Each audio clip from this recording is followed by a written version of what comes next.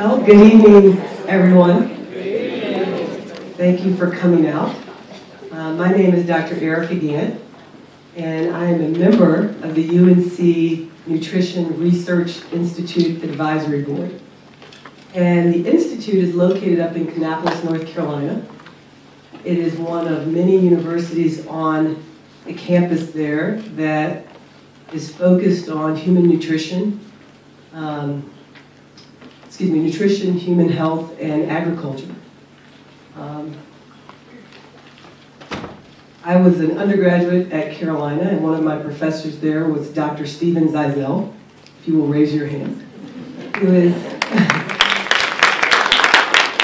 the director of the Nutrition Research Institute. So if you have some questions, you can look for him afterwards. So it's a real honor to be a member and be asked to be involved with the Institute here as a Charlottean. We are participating tonight in one of the NRI's public events called Appetite for Life. And tonight we're going to be talking about nourishing your heart. So this is kind of both a cooking demonstration as well as a nutrition talk. Our primary sponsor tonight is the David Murdoch Research Institute, which is also the primary partner on the campus up in Kannapolis.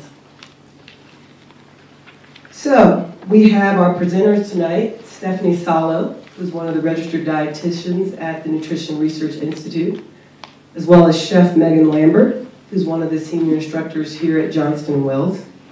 And this is one of many collaborations here at Johnston & Wells. We thank Dr. Robert Mock and his entire team here for working together with the NRI. We hope that you will leave here kind of getting some heart-healthy, delicious dishes and some information to make some good nutritious choices. All right, thank you.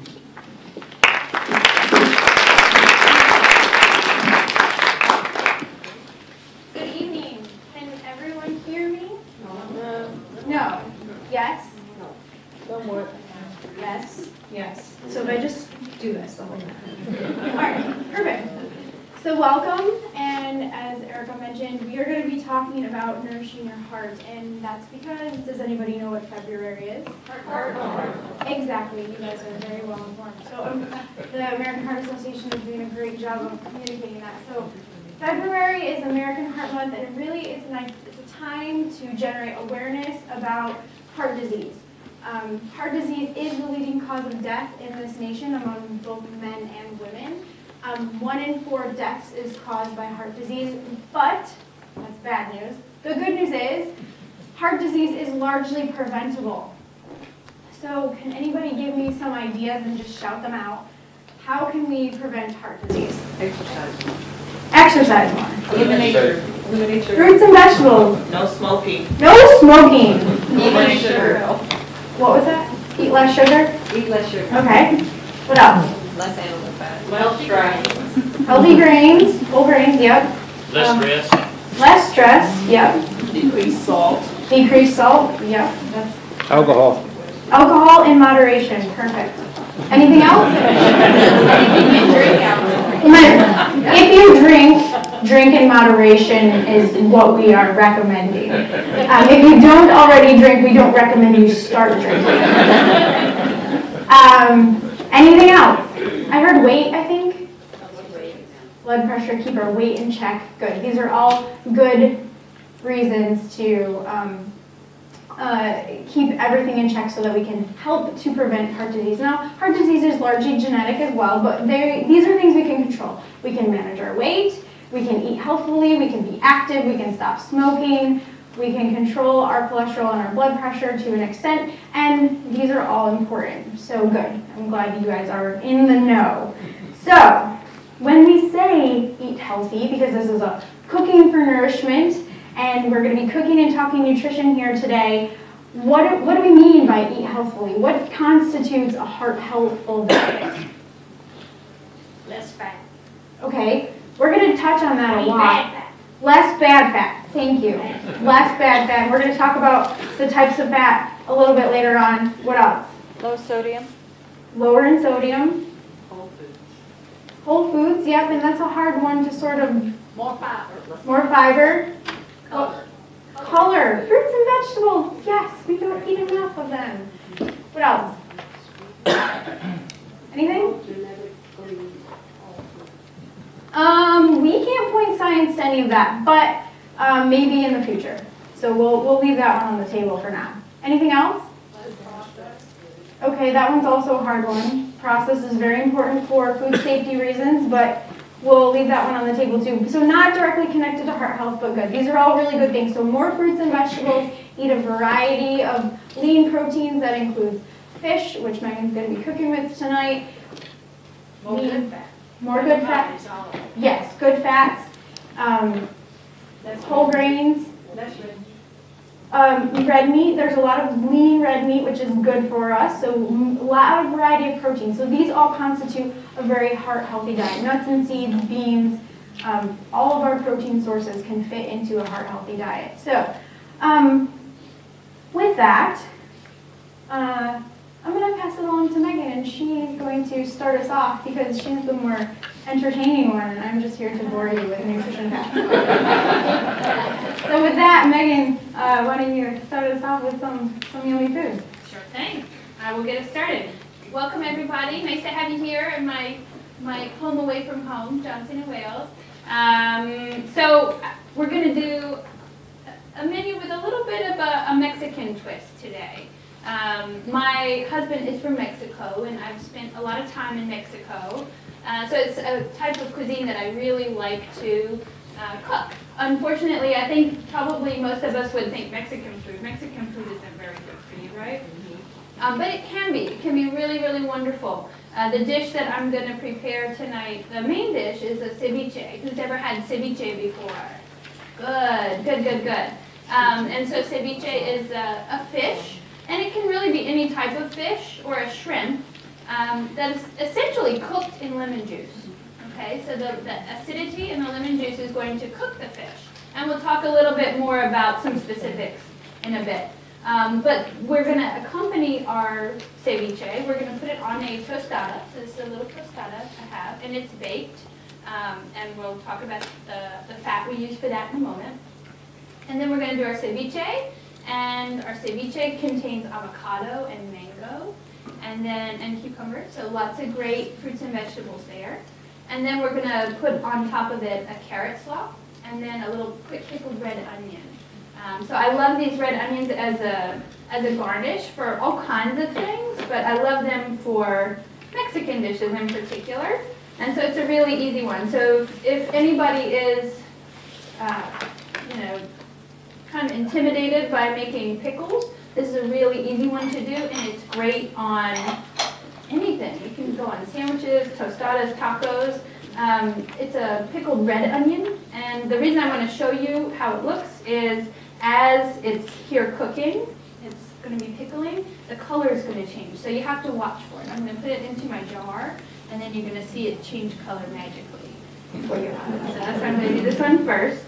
And the way we do it is I have my onions already sliced, and I'm just going to put in a little bit of salt and oregano, and I have a little clove in there as well, which seems like a strange spice to put in, but it's a real traditional one. And when you mix your onions with salt, and throw them all over the table, when you mix your onions with salt, it starts to pull out the juice, and you see it starting to get really moistened, and it'll start to wilt down a little bit. Burner is working very well. Worked just a minute ago, I promise. And so we're kind of softening up these onions, and then we're going to pack them into our jar here. I swear I do this all the time.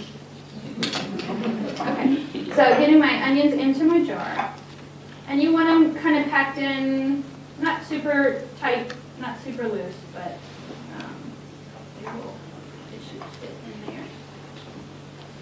Okay, kind of nice and loose in there. I'm going to leave this right here.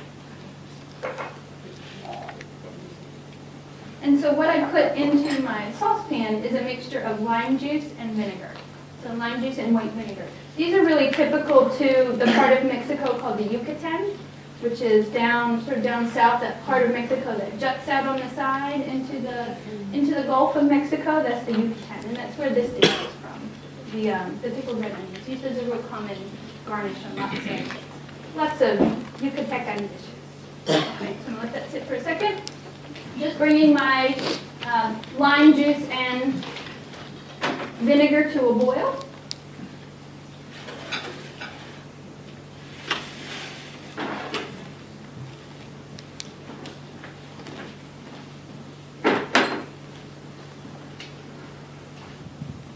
This is taking a long time, but it's getting hot, so that's a good sign. Not necessarily anything super heart healthy about these pickled red onions, but again, lots of fruits and vegetables, lots of antioxidants and fiber, and those are always good things. But the color is what you're going to love on these pickled red onions. Okay, so while that's kind of waiting, I'll try to keep my eye on it. And I'll get started on my ceviche. Now the ceviche is going to sit for about a half an hour. It's going to cook in the lime juice for about a half an hour. So that's why I'm going to go ahead and put it together now and then let it sit, and then it'll be ready to serve towards the end of the demo. Okay?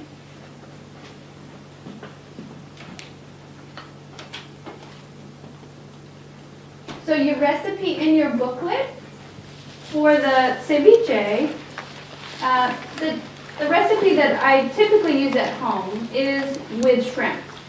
Okay, so the recipe that you have in your booklet is giving you some instructions, and for some reason, where my husband is from in Veracruz, they tend to go ahead and they use a lot of shrimp, and they tend to cook it before they put it into the lime juice, so it's not technically a raw ceviche, so we have cooked it. In the case of fish, and I will probably say that I like to use a lot of local products. I like to use local meats and local fishes, and we have a great fishing industry here, and so I was all set to use shrimp for the demo, and then the Fish and Wildlife Service in North Carolina shut down the shrimping season because they want to protect the waters and make sure that we're not over shrimping or overfishing, which is good, but it meant that we couldn't do shrimp for our ceviche tonight. So I chose a local trout. This is a Carolina mountain trout. You can pretty much do, just about any kind of fish in a ceviche.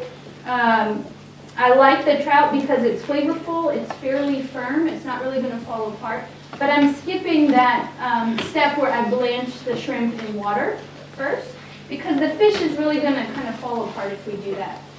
So important food safety information with fish. So sometimes we're a little bit worried about fish, raw fish, right? We don't have raw fish with any kind of bacteria or parasite in it. The acid cooks the fish and kills bacteria. Acid doesn't always kill parasites. So when we're using fish for ceviche, you want to make sure that the fish has either been previously frozen or you freeze it. Okay, so if there was any chance of parasites, the freezing would kill those. Okay, more so than the acid. And so then this is one instance where you do want to use frozen fish. Steph, you want to talk about the heart health benefits of our fish, because that's the big story tonight. Yeah, so fish is super healthy for us, and we should be eating about 8 ounces of a variety of fish a week. Particularly fish that's higher in DHA and EPA. These are polyunsaturated fats that are really good for us. Polyunsaturated fats, omega-3s, I know you've heard of them before. And trout is one that is higher in DHA, EPA, also lower in methylmercury. So we know that mercury is a risk, but we also know that the benefits of fish are really great. So as long as we're choosing fish that is lower in mercury but higher in those DHA and EPA omega-3 fatty acids, that's really important. So Megan's using trout, which is a good one. You can use other fish that are higher in omega-3s as well, like salmon, sardines, herring. These are all types of fish that are higher in omega-3s but lower in those methylmercury levels. So bring on the fish. Good stuff, good stuff. And again, just about any kind of fish. If I was using something more sturdy like the shrimp, They make this with octopus. They make this with all different kinds of seafood. Something more sturdy like that, I would cook it. Just blanch it in some boiling water for about 30 seconds. But with the fish, I freeze it all the time. Just make sure that it's been frozen. And you can use anything that would be considered, an ahi grade of fish. You could use for a sushi. So that would be great. So this one is a farmed trout that comes from up in the mountains in North Carolina.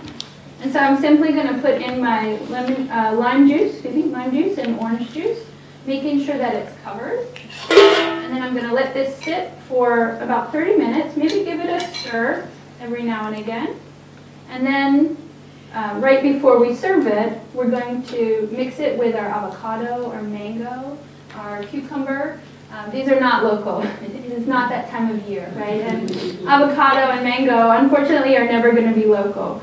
So as much as I try to use local ingredients, I'm really just happy if we use healthy fruits and vegetables, right? And a lot of things. Megan, can I jump back and talk about shrimp for a minute? Yes, absolutely. Yeah, so shrimp, along with other shellfish and many other foods, sometimes get a bad rep for having dietary cholesterol. And I want to bust a myth here because dietary cholesterol and blood cholesterol are two different things. So we eat dietary cholesterol and our body makes cholesterol. Regardless of whether or not you eat cholesterol, your body makes it, and that's because we need cholesterol for a lot of good things.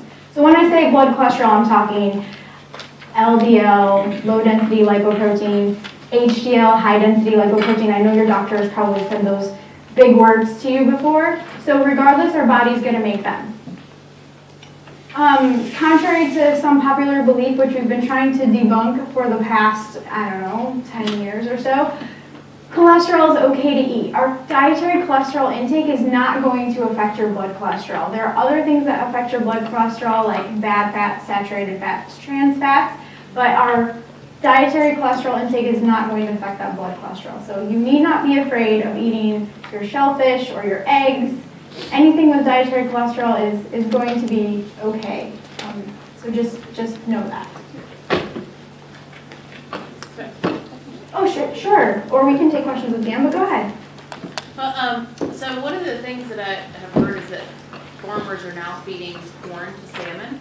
And, I've heard that you lose the benefits of the omega-3s or whatnot from having corn, but is it actually bad for you, much the same way you hear that eating traditional beef where it's fed corn is downright bad for you? No. Is it just not nutritional or is it bad for you? No, it's not bad for you. And it's true that the nutrition composition of those foods that are fed different diets is going to be a little bit different, but in no way, shape, or form is it bad for you. No. A good question. And still, even if it's a farm-raised fish, I'd probably rather we eat farm-raised fish than we eat, cheeseburgers. Or no fish at all. Yeah, no fish at all. So I think the protective benefits are still there. So I'm going to go ahead and make the carrot slaw here. And this is just going to be a topping. So in a lot of cases, you might put cheese on top of a tostada as a garnish. And in this case, we're going to use the carrot slaw. It's giving great color. It's giving more fiber. It's giving delicious flavor. And carrots are a great source of some vitamins, in particular beta-carotene, which is a precursor to vitamin A. And because beta-carotene is a fat-soluble vitamin, or vitamin A is a fat-soluble vitamin, I'm going to mix in a little bit of olive oil. That's not really why I'm going to mix in the olive oil. I'm going to mix in olive oil because it tastes good. I'm making a dressing here with some olive oil, lime juice. I'm going to add a little cilantro, and then just a little salt and pepper.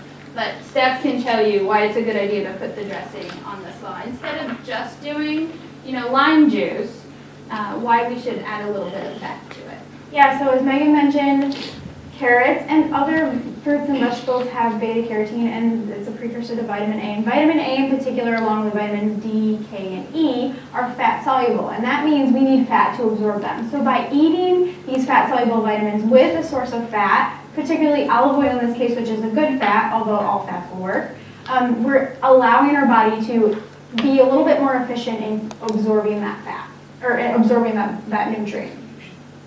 So it's important to pair your foods together. We don't eat in a laboratory test tube. We eat food, and so by creating these matrices of food compositions, we're making her diet even better. Did she shred the carrots, or did you buy them already shredded? We shredded them. Sometimes I find that with the pre-shredded carrots, they get a little bit dry. So I really like to just do this at the last minute. And we made quite a lot for the tasting that we're going to have after this. So we did it with the machine, but you could really easily do it by hand. Just with a little box grater, just kind of shred it up. I've minced up the cilantro here. And then it was just a little bit of olive oil, a little bit of fresh lime juice, a little salt and pepper. Get into the pepper part here. And then we are just going to mix it up. Okay, so super easy. And again, that's going to be the garnish on our tostada. One of the garnishes. Beta carotene is really interesting. Not really interesting, but it's really interesting. We're learning more about these carotenoids every single day. But beta carotene is a precursor to vitamin A, and vitamin A in very high doses can be toxic, and we usually don't need to worry about it unless you're taking a high dose supplement of vitamin A. But beta carotene is only converted to vitamin A in the body when you need it. So, I mean, probably overdose on carrots if you really wanted to, but the point being that you're not going to overdose on vitamin A if you're just eating mostly carrots. But fun fact, you will turn orange. Yes, you will turn orange if you eat carrots. That is a true fact. And carrots come in all different colors. They come in purple and yellow And white and yellow. And in fact, I heard that orange is like a fairly recent color for carrots. Yes, I also heard that. Orange, they were traditionally a lot more yellow. So I'm going to give my ceviche a little stir here. And you can see already the fish is starting to look a little more opaque, a little bit white. And we chopped this up nice and fine, so it's probably going to cook fairly quickly. If you use bigger pieces of fish, it would take a little bit longer to cook through. But generally about 30 minutes is a good time to leave the fish in the juice. I'm just stirring every now and again, and then it'll be good to go. So does anybody know what vitamin A is good for while we're talking about vitamin A? I know. Yes, vision is the big one. What else? Anything? Our skin, yes. Reproduction, cell function, immune system. Vitamin A is good for a lot of things, so make sure you get your carrots and your red peppers and your oranges. Sweet potatoes. Sweet potatoes. Have you ever heard the phrase "eat the rainbow"? Okay, so eating the rainbow is told to us for a very good reason, because each of these fruits and vegetables contain their own profile of phytochemicals and antioxidants, and we don't need just one. We need a lot of all of them. So it's important to eat the different colors so that you're getting a variety of different nutrients. Yeah, I think a lot of people get caught up on what the superfood of today is. You know, it was kale for a long time. I hear that kale is on its way out, which makes me very sad. I love kale, but you know, you've got to eat a variety of fruits and vegetables. That's the most important thing. So I'm going to do something a little bit interesting here. I think it's interesting. So again, often in Mexican cuisine and on our tostadas and our tacos, they will serve a little crema. So crema is like a sour cream. It's not quite as sour as our sour cream. In Mexico, it's a little bit sweeter, but it's very rich, and it's essentially like a heavy cream or a evaporated cream. If you think about like an evaporated milk, think about evaporated cream, and it becomes very thick and rich and delicious. In this case, we're going to change this up a little bit. So kind of in keeping with the idea that a plant-based diet is very, very healthy. And I always think of a plant-based diet in addition to a little bit of animal protein, like well-chosen, healthy animal protein, I think is perfectly okay to include in a plant-based diet. But wherever I can get more plants, more vegetables, I try to do that. And so I'm going to make something kind of interesting, and I'm going to make my crema out of cashews. So again, cashews are rich in fat, like other nuts. So it's going to be very delicious and creamy. And I have had my cashews soaking in water, and it's just plain water, about 30 minutes. And then I'm just going to blend it up in my blender with a little bit of lime juice, a little salt and pepper, and I'm going to add a little bit of chipotle puree to it to give it just a kick, a little bit of kick. But it's going to make a great sour cream or crema substitute. And I think Steph can tell you about the benefits of using the cashews versus a heavy cream or a dairy-based crema. Yeah, so Megan's really honing in on something really important here with regards to dietary fat. And I mentioned before that dietary fat is good. We need dietary fat.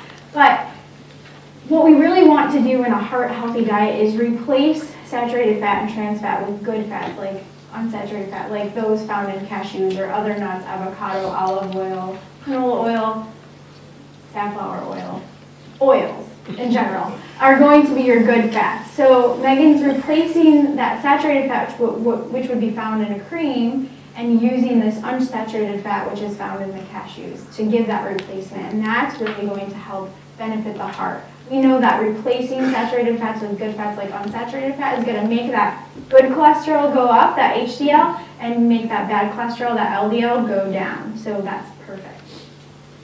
Okay. So I've put my cashews in there with the water. I might need some more water. I might not, and this is a very loud blender, so that's why I was waiting.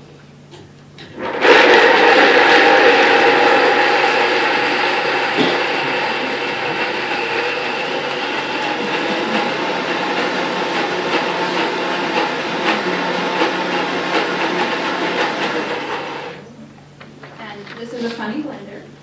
So this is a bar blender, so it only blends for 30 seconds and then it shuts itself off. So we get to turn it back on again and again. It's a gift that keeps on giving. And it's maybe a little bit large of a blender jar for this small batch.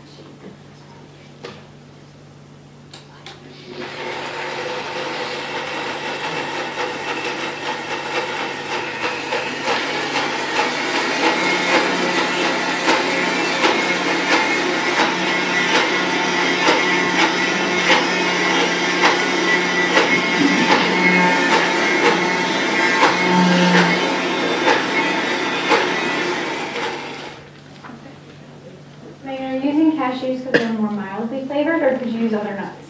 You can definitely use other nuts for this. I think the cashews lend themselves particularly because they're kind of, they are, I think, higher in fat than other nuts. So something like an almond, although it has good fats, is not quite as high in fat as a cashew would be. So it's going to make just a much richer sauce to go on it. You know, I think this would be lovely with a pistachio or with another kind of nut as well, but I think this one especially just tastes nice and creamy and soft. I'm going to add a little bit more water to it. I'm going to add a little lime juice. A little lime juice here, a tiny bit of chipotle. A lot of chipotle. A little more water. And again, this may be just too big of a jar for us to use. I'm going to blend it one more time, and then if it's not smooth, I'll use the one we made for the tasting. Because this should get super smooth. It should look like sour cream. It will get really, really smooth. You shouldn't have any little bits of nuts in there at all. It'll just totally break down, but not when you use such a big blender for such a small batch. I have one of those little blenders, I don't know if I should say the name, but I'm a walking advertisement for it anyway. My little NutriBullet, and so it goes in the little jar, and this is perfect to do at home.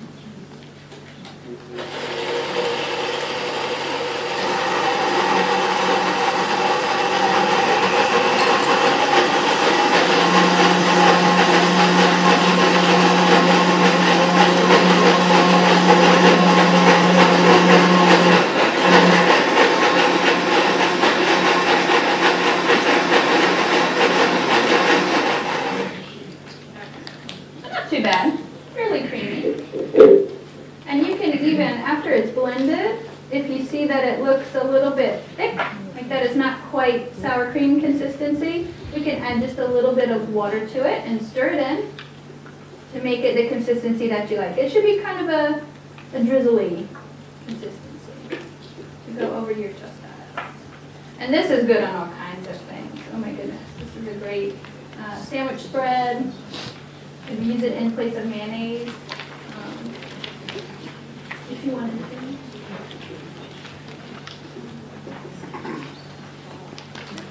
So here, and then I'm going to add just a touch more water to it.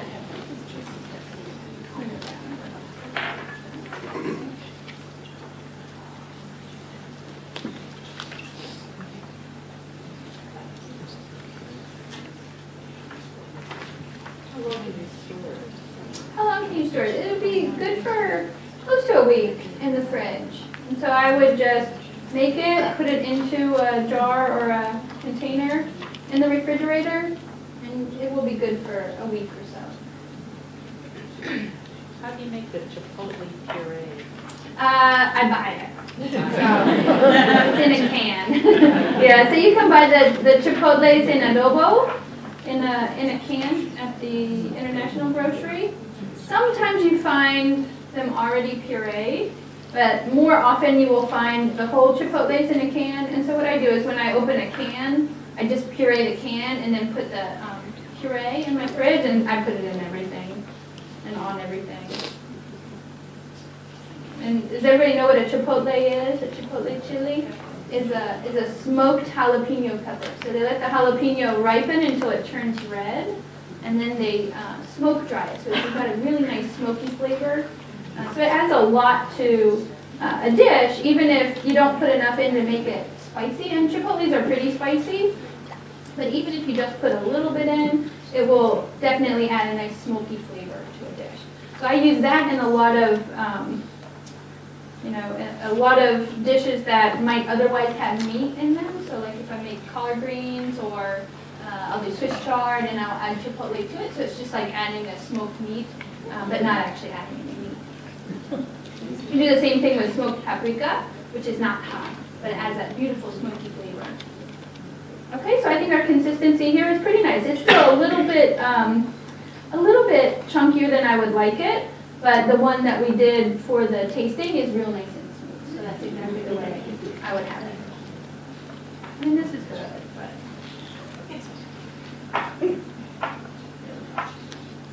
Are these recipes easy to expand for a larger group? Yeah, absolutely. Absolutely. The only thing I would say is that on the, things like the ceviche and the slosh, where we have cilantro in there, the cilantro doesn't really scale up.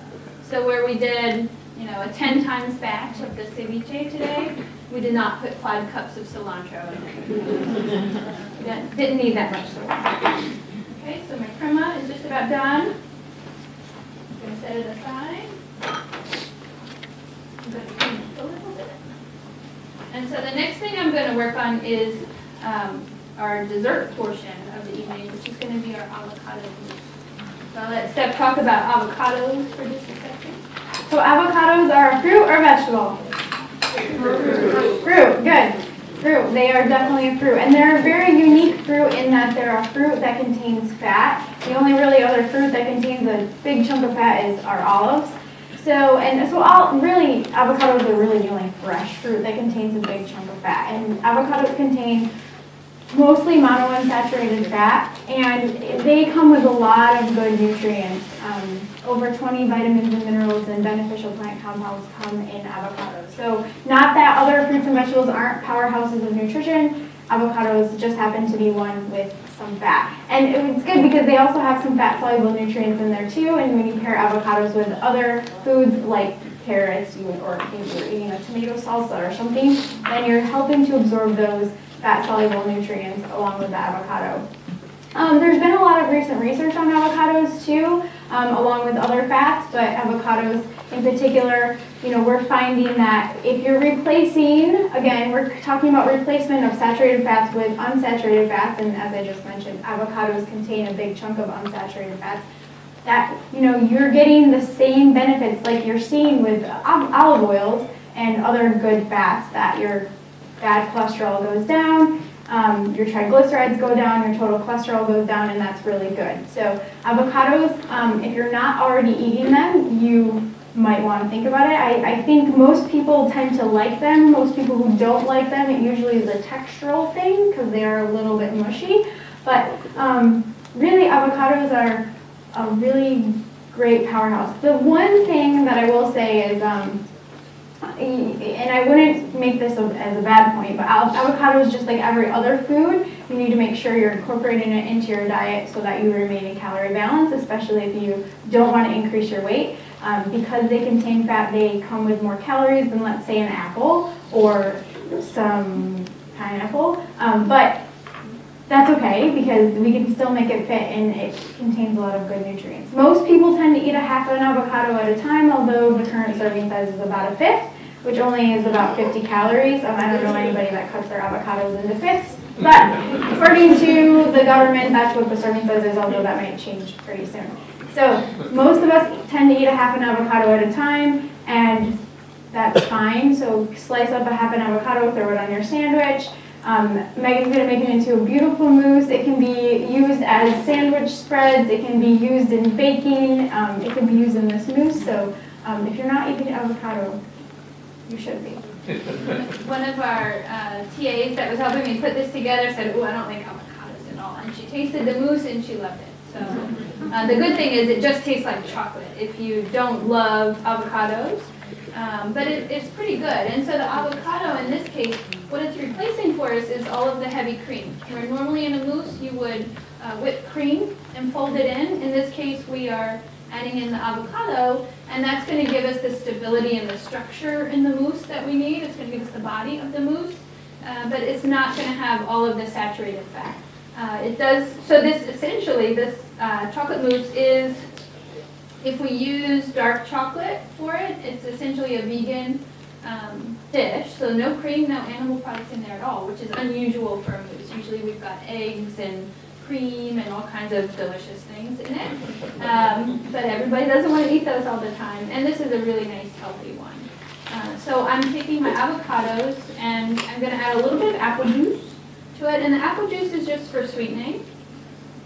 It says a half a cup in the recipe. You don't need to add that entire amount. So again, I would probably put the avocado in the blender, add a little bit of your juice, start to blend it, and then see if you need more juice to blend it smooth.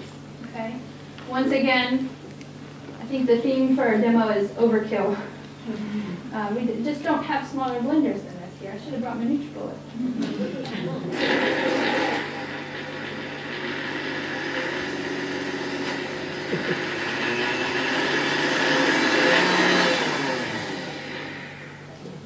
So if I can scrape this back towards the blade. This might take a few tries. But again, what we're looking for is a really nice, smooth puree of our avocado and a little bit of juice. Again, the juice is providing some sweetness for us, so we're not really adding additional sugar. There is added sugar in the chocolate, but the only sugar in the dish is what is in the chocolate.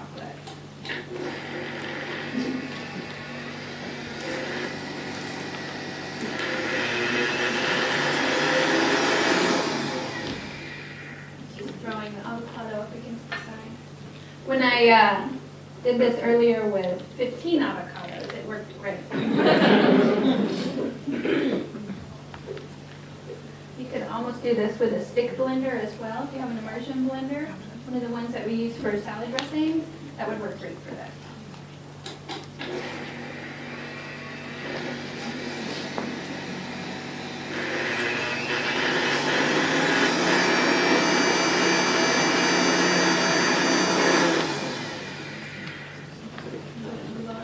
Do better than this with my hand. So I'm just going to put this in my bowl. We might have a chunky mousse for a demo, but your mousse is not chunky.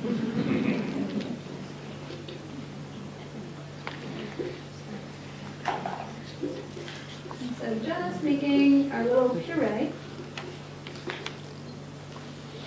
of avocado and apple juice. And then we're going to stir in some cocoa powder. And then we are going to stir in some chocolate. And that's it. It's super easy. This mousse is actually a lot easier than a traditional mousse, because with a traditional mousse you sometimes have to whip eggs to the right consistency. You have to whip cream and not over whip it. If you over whip cream, does everybody know what can happen? Butter. You make butter, which is not the end of the world, but it's usually not what we're going for. You don't really want chocolate butter. You're trying for chocolate mousse. And this one will not over whip, so that's pretty neat.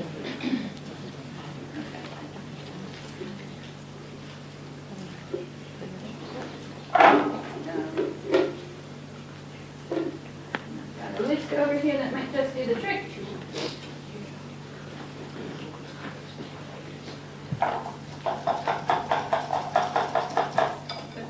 Whisking this together again, pretend it's smooth. Adding in my cocoa powder. Anything special about cocoa powder and chocolate in terms of heart health? Lots of antioxidants. Lots of research on cocoa. The cocoa part, you need the higher the cocoa content, the better. We're not talking milk chocolate here, we're talking dark chocolate with cocoa solids. Yeah, so does everyone know how to look at chocolate? If you go to the store to buy chocolate, often you'll see on the label that there's a percentage. It'll say 60% or 58% or 80%. The higher that percentage is really the better in terms of heart health for the antioxidants that it contains and for flavor as well. The more cocoa content you have, the more flavor you have from the chocolate. So the recipe in your book, so it says chocolate chips, but it means dark chocolate or semi-sweet chocolate chips. Go for those rather than the milk. And you can find some very high quality chocolates these days. If you wanted to get just a bar of something that was a higher percentage, you could use that. You would just have to chop it up. But I think I've seen, even at the grocery store, I see 60% chocolate chips, and those work great. When I made the recipe at home, it came out a little bit soft. And so I think, you know, when I tried it, I was just using chocolate chips that I had. They were semi-sweet, but they weren't particularly high in cocoa. And so it came out a little bit soft. It was delicious, but it tasted a little bit more like a pudding in terms of the consistency. When I made it here with my very high quality chocolate, it's about a 64% chocolate.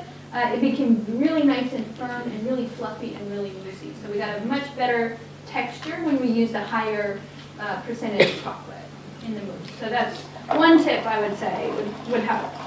Okay.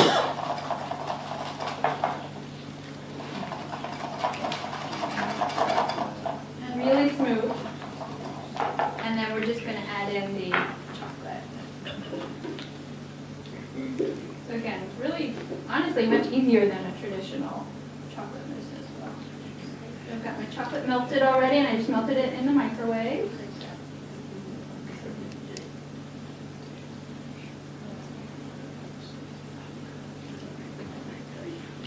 Should we get all of it? So chocolate itself is a saturated fat. Cocoa butter is a saturated fat. Although I think there is some ongoing research about wondering if the cocoa butter is a little bit better for you than other saturated fats. But I don't know that we've heard any. Yeah, so, you know, I was just thinking, you know, we keep saying good fat, bad fat, but we really didn't clarify what all those things are. So let's take a step back and say, well, what are those things? So when we say good fats, we're referring to our unsaturated fats. So we've got two categories. We've got monounsaturated fats, so these are your avocados, your olive oils, your canola oil, your peanut oil. Those are your monos. And some of your nuts, so your cashews, almonds, those have mostly monounsaturated fats. Then you've got your polyunsaturated fats, which are your omega-3s and your omega-6s, so those DHA and EPA oily fish. Then you've also got your walnuts and your corn oil and your soybean oil. Those are your polyunsaturated fats. Then you've got your saturated fats, which we're sort of in this like purgatory with saturated fats right now. We're not quite sure where they belong, but we know that if we're replacing saturated fats with good fats, unsaturated fats, that we're seeing benefits. We study saturated fats in test tubes and we see negative effects, but then when we eat foods, let's say like cheese, we don't see those same effects. So you find saturated fats, think solid, so visible fat on meat, anything that's solid at room temperature, so your butter, dairy products that have saturated fats that you can't really see, but your coconut oil, your cocoa solids, those would be saturated fats, also palm oil. So we know that they're not so great when when we replace them, we see benefits, but there's a lot of ongoing talk about the benefits, potential benefits of shorter chains of saturated fats, medium chain triglycerides, which we see in coconut oil. But again, the verdict's not quite set there. So don't go out and just eat a bunch of coconut oil. That's what I would say yet. And then we also have another bad fat. We have trans fat. And we know for sure that it's bad. We shouldn't be eating trans fat. And trans fat is found in very minimal amounts, naturally occurring in meat products, animal products. And you shouldn't be so much worried about it there. What you need to be concerned about is those man-made trans fats. So if you were to take a food package and flip over on the ingredient label and look for the words partially hydrogenated oil, that's a trans fat. You shouldn't eat it. But good news for you, the FDA has said no, we are banning this, and it has been working its way out of the food supply. So there's still some out there because it's not totally in effect yet, but the food industry is working really hard to get it out of there. So we know that trans fats are bad. Saturated fats are not so great, but when we replace them with unsaturated fats, it's even better. And we know that we should be eating more unsaturated fats. So you got it? Okay. Okay, can we take a couple questions real quick? Yeah. Sure. Okay, go ahead. I eat a lot of cacao nibs, I guess. I put them in smoothies, and but I'm embarrassed to admit I've never looked at the label. Is that the cocoa solids that's saturated fat that probably should not eat that much of?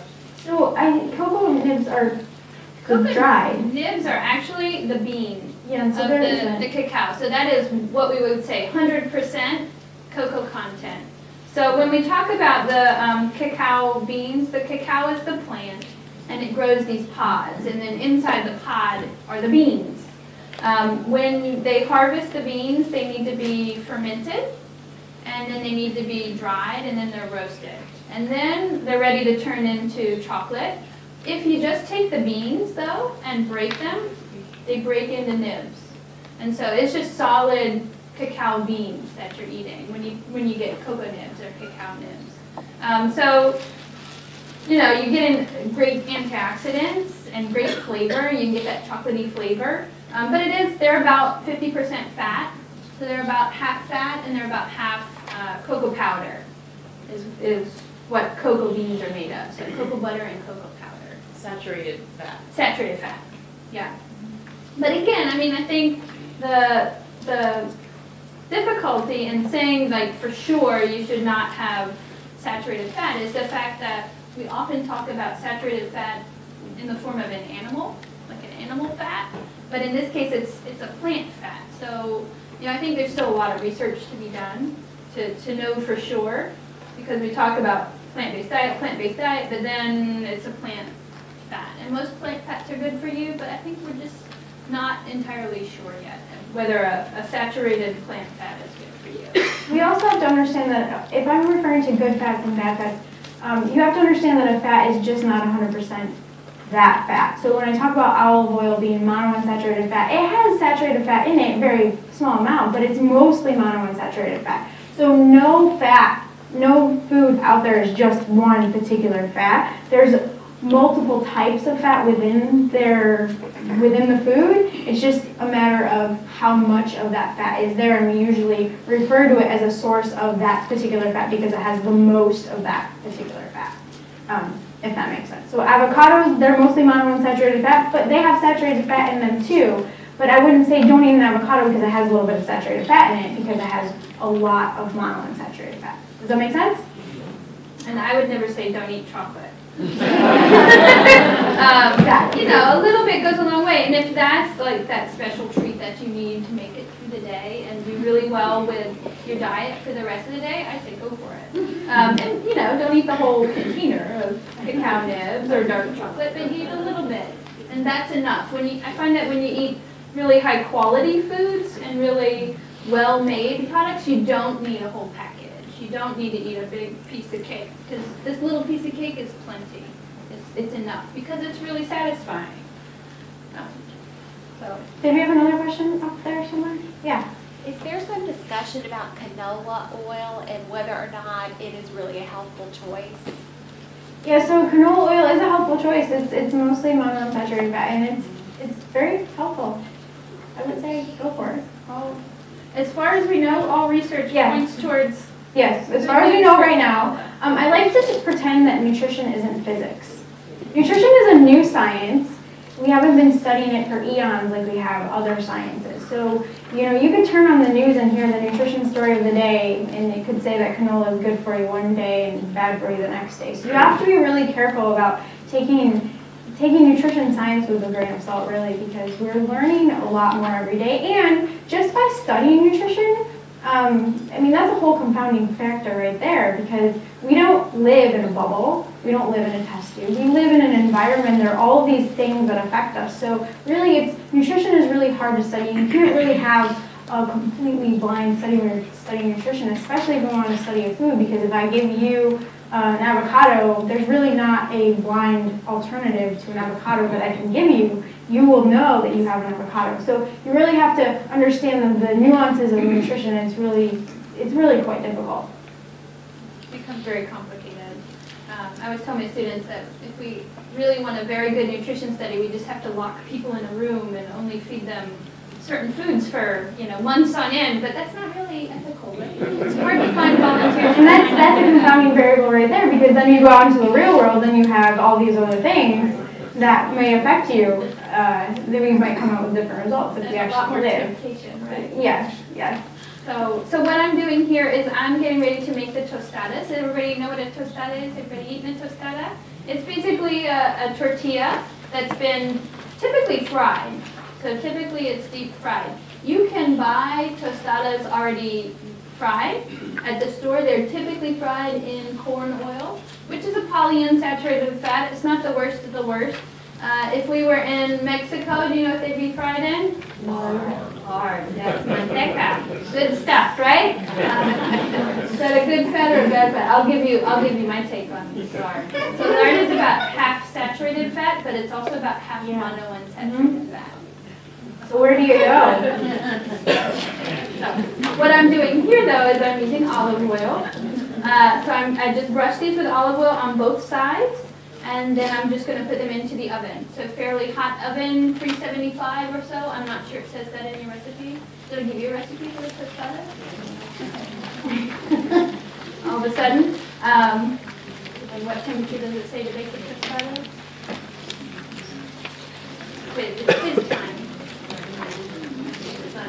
It's not in, just hit me. I probably forgot to tell you give you the tostada recipe. So I'm giving you the tostada recipe now. Brushing both sides with olive oil in a nice hot oven, about 375. And we're looking for, you know, nice crunch and beautiful color, nice golden brown color. Okay, so I'm going to put these into my oven, which is not on. And by the magic of television, I have tostadas already on. So a question about lard and Crisco. I know Crisco is probably not the best choice for baking pies, but you know, gives a good result. And I know I will use oil because I can't produce a quality. I personally can't produce a quality crust with that. So which is better, lard or Crisco? Crisco is all pretty much saturated fat, and I mean, it used to be trans fat, but they've reformulated it recently. I checked because I also like to make some sort of shortening. But it is 100% saturated fat, and lard would be the half. And it's hydrogenated. I mean, I will often use butter in the pie crust as well. And you can also do a combination. You could mix up your fats. I know some people get really crazy with the pie dough, and they'll do 1/3 butter, 1/3 shortening, and 1/3 lard. And you can do any combination thereof. So that works pretty well. I use coconut oil. It can work because it's a solid fat. Yeah, I mean, that's the thing, you know, an unsaturated oil is just not going to give you the results that you want. So that's one of those cases, you know, if I have to have a pie or I have to make a pie, I'm going to use butter in it because it's a more natural fat. It tastes good. It works really well. And I'm not worried about the trans fats in that case. I'm a little worried about the saturated fat, but again, it's one piece of pie. Yeah, who eats pie every day? Or you shouldn't be. So this is the trade-off, right? We want to make pie, but we're not eating pie every day, so I say do what you want. Make it delicious, make it really worth the calories, Yeah. and then eat a little bit because it's going to be super satisfying. And you don't need to eat the whole pie. You can eat, a little bit of pie and be perfectly happy with it. Put this here, and then we're just doing great. How are we doing on time? We are about at an hour. Oh boy. Okay, it's time to go then. All right. So I have got my ceviche ingredients here. I've got my fish just about done. I've got avocado, I've got mango, and normally I would cut that avocado right before I serve it, so it wouldn't get quite so brown. Need quite all of this cucumber.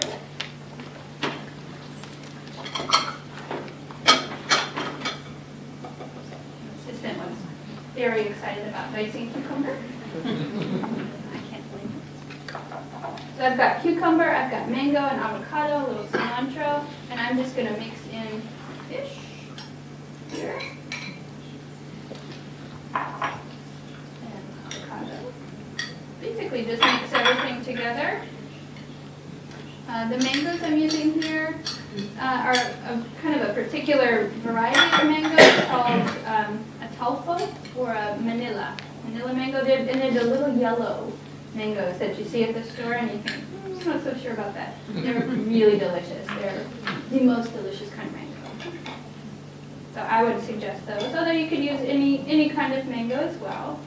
So we're getting beautiful color. We're getting lots of great vitamins and minerals here. Although we don't really, I'm going to say nobody really cares about that. But you must care about that because you're here, right? The mango is also very high in vitamin A. And vitamin C in there too. That is ready. Sauce is ready. And then all we would have to do to finish our mousse, which I think I might skip, maybe I'll do right at the end. But this is a batch of mousse that I made a little bit earlier and let it kind of set. And then I'm just going to put it into the mixer with a whip and whisk it until it's a little bit fluffy. Okay, and so then you'll see what we did out in the tasting, nice and fluffy and light, and we've just piped it into little dishes for you to taste. So I want to make sure that if you guys taste avocado, you tell me, but I don't think you'll be able to. You might because you know it's in there. So let me get my crema, and then we will go ahead and dish up our tostada. And so basically the way you serve the tostada is just putting it onto our, putting the ceviche on. How long did you cook the tortillas in the oven? It's going to depend a little bit on your oven. And so I think we did about 8 or 10 minutes or so. But it's really, you're just really looking for the nice golden brown color. If it happens at 5 minutes, then take them out at 5 minutes. My students hate my answer to that question because when they say, Chef, how long do I cook this? I say, till it's done. And then they stump their feet and roll their eyes. So a little bit of slaw on top just for garnish. You guys been watching the onions? Beautiful color. Nobody's going to eat these except me because I put my fingers on.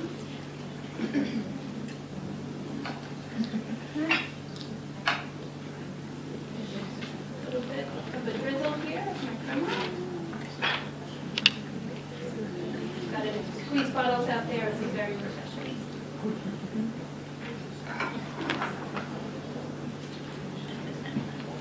And then my onions. You love that color.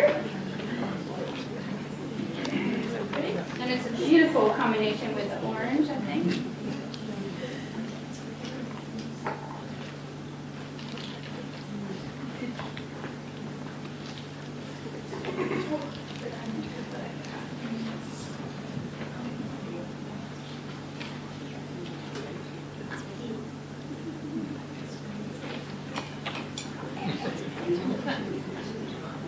Why do you use the white vinegar? Is there a reason rather than regular apple cider vinegar? The apple cider can discolor it just a little bit. Yeah. And you know, I wouldn't mind the flavor at all. I tend to like the flavor of apple cider vinegar better than white vinegar. But most of the flavor in here is coming from the lime anyway. In Yucatan, what they do is they have what's called a bitter orange. Maybe heard of a bitter orange? Or a Seville orange? They use that a lot in combination with the lime juice, and so that adds sort of an additional layer of acidity, and so that's why we do the vinegar here. It's harder to find those bitter oranges here. Okay. So there's our tostadas, and then we have our chocolate mousse to go with it. Are we good on time? Does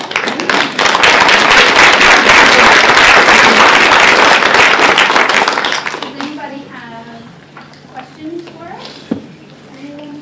Yep, go ahead. I have a couple questions. Number one, I have not had a lot of success cutting up a mango for me. Yes. Okay, so I need to have you all envision this because I cut all the mangoes out already. I forgot to say one for the demo. So mangoes are funny, right? They're sort of an oval shape, and they are wider in one direction than the other. And that's the way the pit runs through it. So you see that it's rounded, and it's, you know, just a little bit narrower this way. You have to turn it so that the long side is up and down, and you cut on either side of the middle. If you cut right into the middle, you're going to hit the pit. But the pit is sort of a little thin pit right in the middle of the mango. And so if you cut on either side of the middle, you'll get this nice sort of fillet of mango on either side of the pit. And then you can cut around the pit on the other sides, but you just get little pieces there through the middle. Typically I would peel it first. And most of the mangoes we get here, you're going to have to peel with a peeler. And then, again, turn it on its side and cut down on either side of the pit. In Mexico, when the mangoes are ripe, you just peel them like a banana. And the skin peels right off. I don't know if it's because we don't get them perfectly ripe here. Like they have to pick them very green before they get here.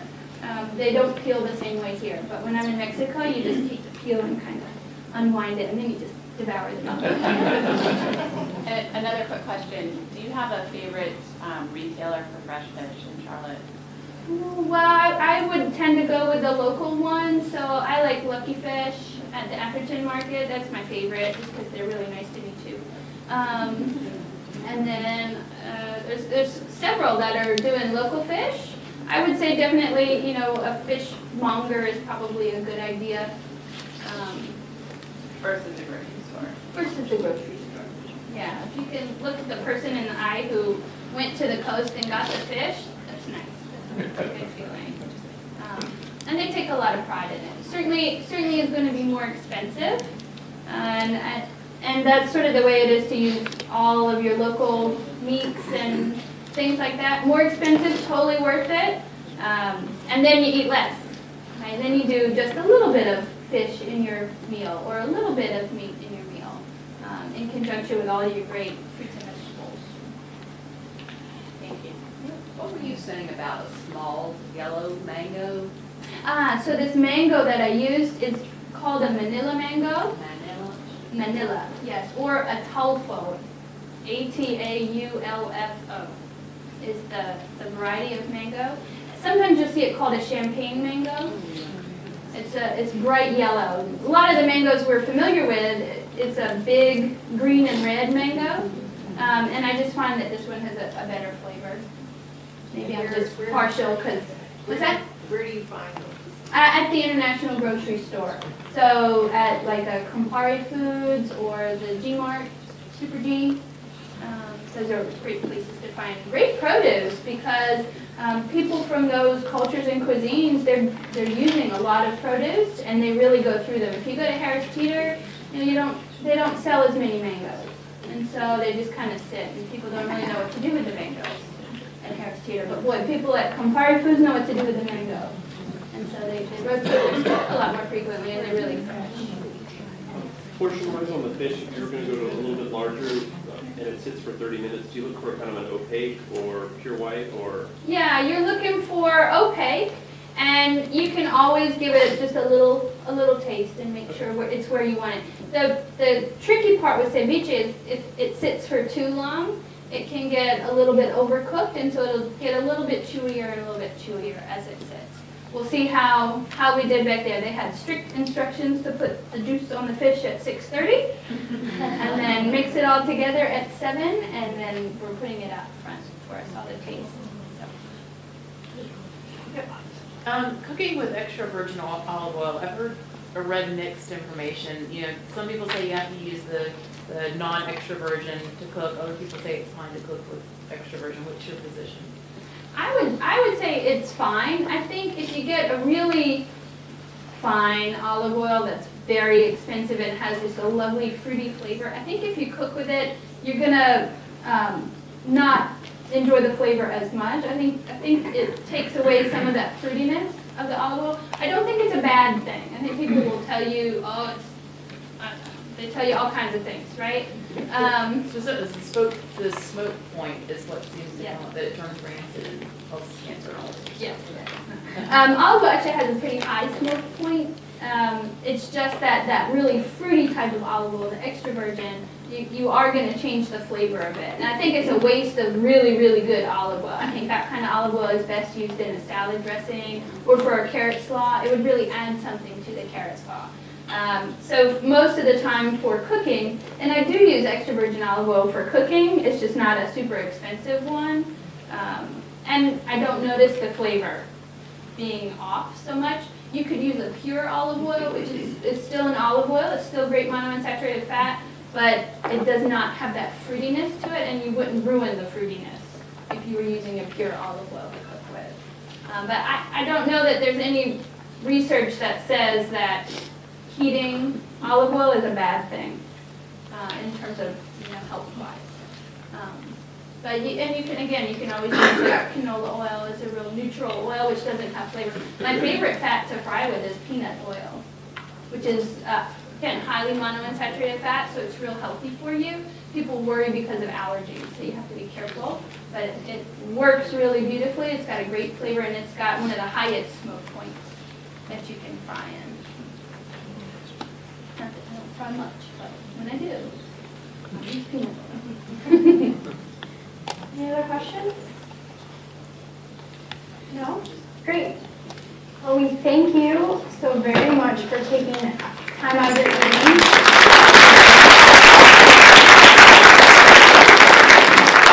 And as Megan's been talking about the whole time, there are some tasting portions out in the back there, so please feel free. And if there's any other questions, feel free to ask either of us. Thank you again.